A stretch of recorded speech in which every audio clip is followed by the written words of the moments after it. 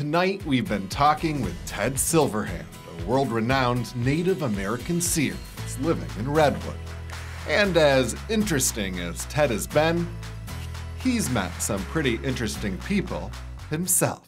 I do want to make sure we mention that you have been hired and worked for some very interesting people, some of our country's most loved singers like Johnny Cash and Elvis Presley. What was that like?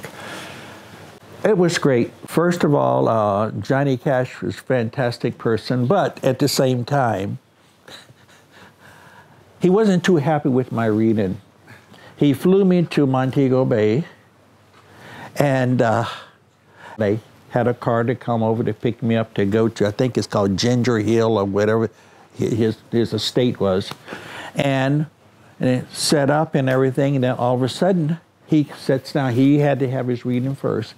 Within 10 minutes of the reading, he didn't like what I had to say.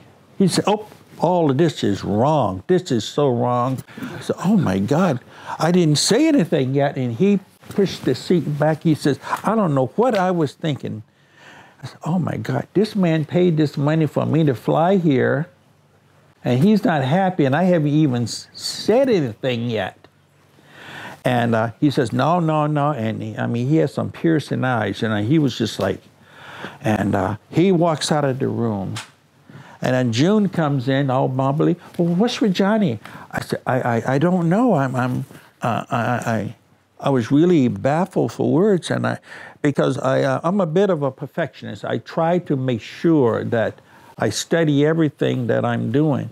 And I don't know. She said, "Oh, just Johnny." Ted left that confrontational meeting to part of his stipend, a week's stay in Montego Bay, something that, under normal circumstances, would have been paradise, but it was a miserable week for me because I was still trying to put together what Johnny didn't like about, and I didn't say anything. And it was a miserable week. Flew back home. Ted had no choice but to move on with his life. Then, one day, about 6 months later, when he was mowing his lawn, and the phone rang, and someone came and says, "Johnny Cash is on the phone." So I went to the phone. I said, he says, "This is John R. Cash." I said, "Yes, sir, Mr. Cash." He said, "Why didn't you tell me the rest of the story?" Johnny had called Ted to tell him that those predictions that he was so mad about were actually correct, and to hire Ted once again. And then he says, "I said many bad things. I'm gonna tell my friends about you." Among those friends was one of the world's perhaps most recognizable people. Ted got a call from a staff member of this friend, referred to him by Cash, with some questions on how it all worked. This general was flying in from Germany with his wife. How much would I charge? And he was going to be in a place called Margot, Maryland. But they wouldn't tell me, and I said, "General, yeah," and then, so I almost didn't come because of all of this. It used to be, "Yeah, you go, I want to make an appointment." It never happened to me, but you hear people say, and then all of a sudden you show up at an empty parking lot or something, you know. But Ted did go, and when he met this clearly well-known person, he said they were almost unrecognizable. And they took me into a conference room there, and I was in a corner where I had the table set up and things, and then this guy walks to the door. And I'm looking at this guy and looking, but because he had white on, and as he was coming closer, he looked like Dracula.